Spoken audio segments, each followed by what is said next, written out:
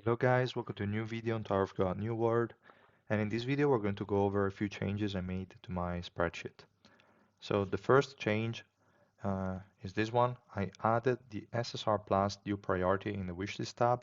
You will also find the same information in the FAQ channel that I have in my Discord server, but yeah, I just added that information in one of these tabs as well. Then I added, and this is the biggest change that I want to go in more detail in this video, I added a new calculator in my calculators tab, and we're going to go over that in a second. First, I want to start with the wishlist part. That's going to be the quickest one. So before we only had this SSR plus PT priority and also the priority for the SSR units that you want to wishlist, etc. This is just an overview, nothing really set in stone, and I didn't um, also take into account compress rack here. I still didn't update this. I don't know if I will, but I don't know. It's not really that useful probably. So whatever, ignore that part. It's fine. Just have a look at the SSR Plus PT portion, which is which units you want to have at least one copy of. That's your first priority. You want to get one copy of Evan, Data Machine, Zahard, and Karaka. Once you achieve that, you can move on to the next section that I just added, which is the SSR plus dupe priority. So which units you want to get dupes for. And these are in order of priority.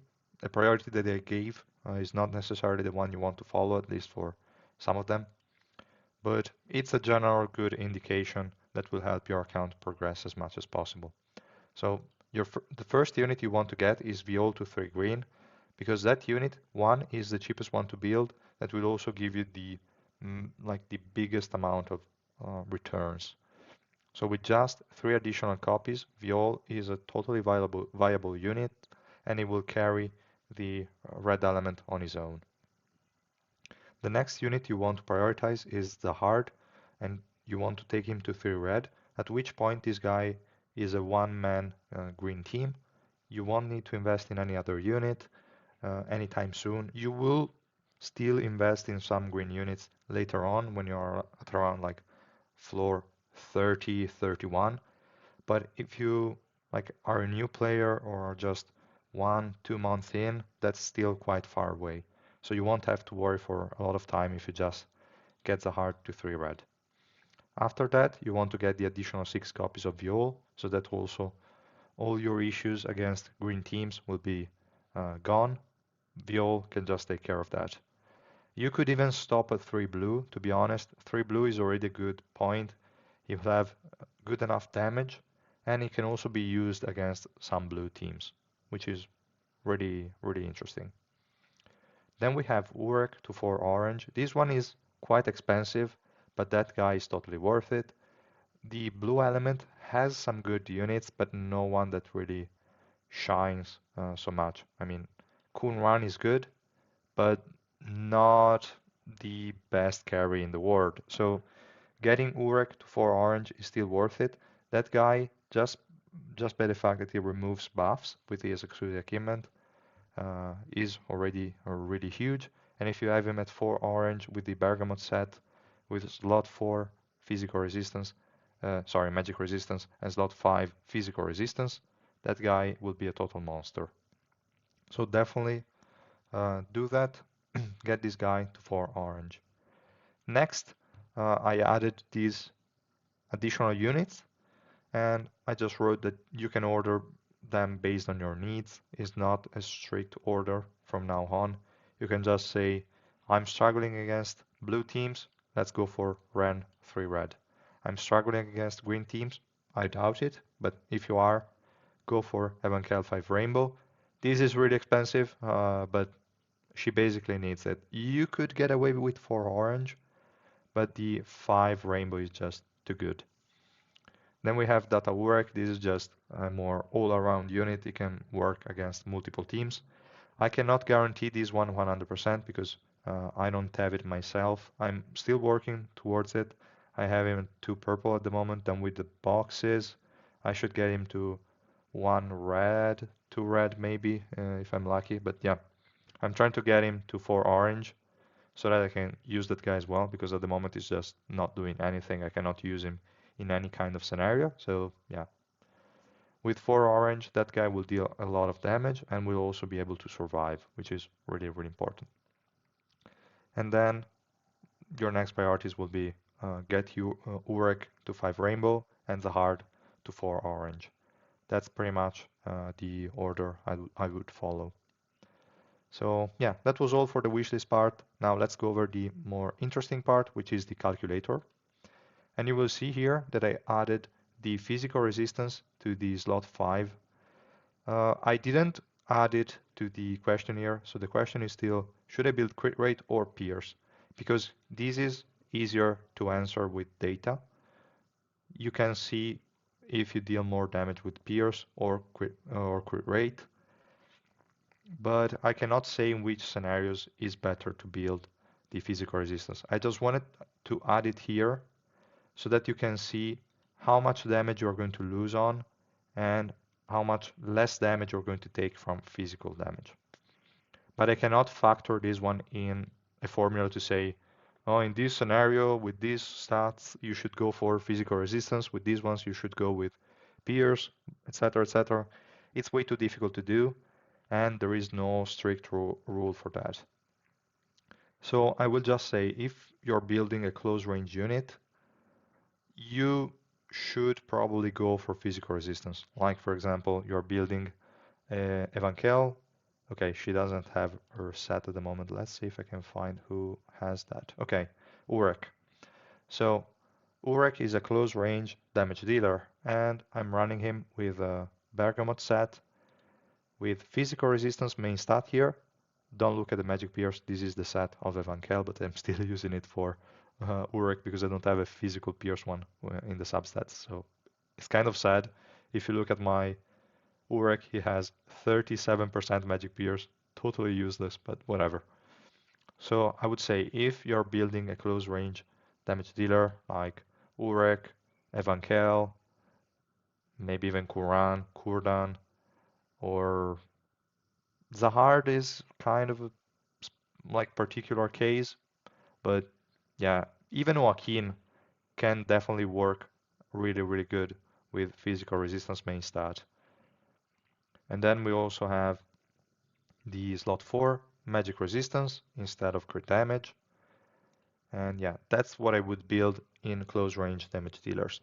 The only difference is the ranged ones. If you're building a Hiwa, a Viol, a compressed rack, whatever, you will still want to go with Pierce slot 5 in 90% of the times. But that's why I decided to make the other calculator for slot 4. You might want to go with magic resistance in slot 4 instead of crit damage. We're going to go over that in a second. I just wanted to mention this for the slot 5 part here, for the physical resistance check, so that you can see based on how much resistance you start with. Like, for example, let's remove for a second this piece, because you will see here I added this note. You should remove the piece we are comparing before you write down your stats. That's really important. So I remove slot 5 and I'm going to check how much crit rate I have, how much crit damage I have. And here I'm only looking for the resistances. So I have 46.62%. 46.62%.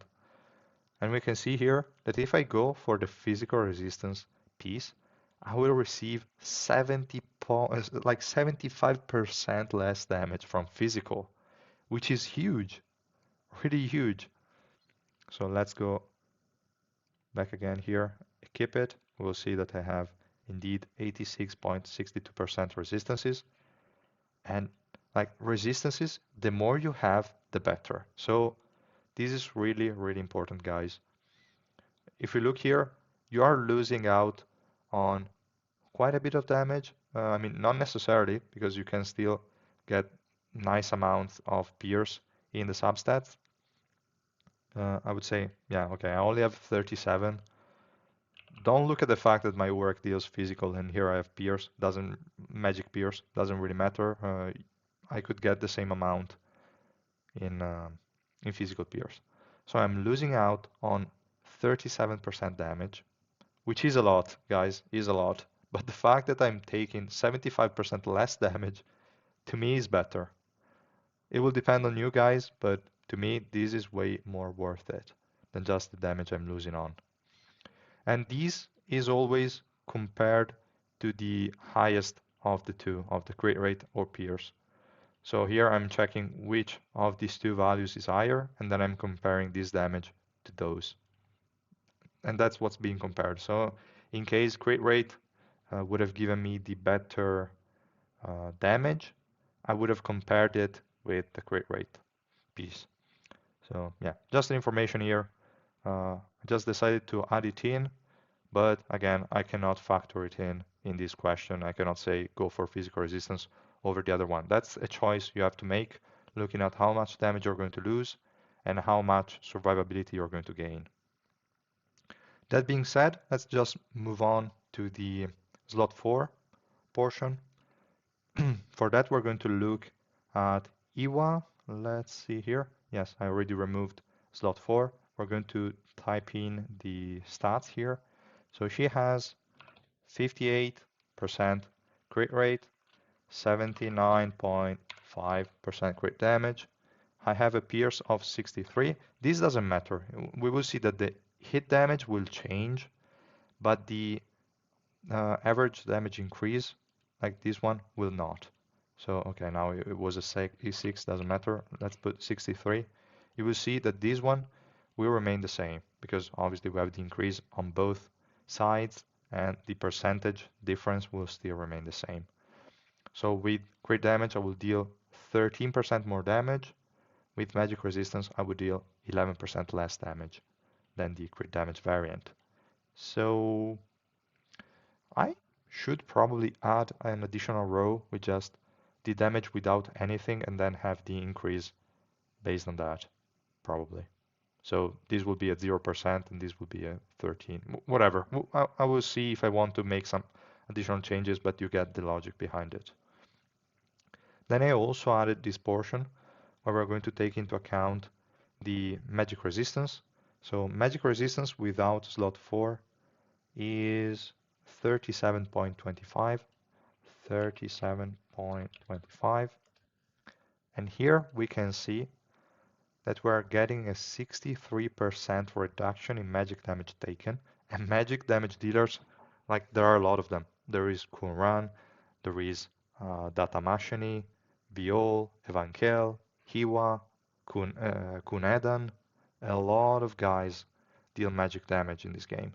So this is really important, and you're losing out on a really low amount of damage for the additional survivability.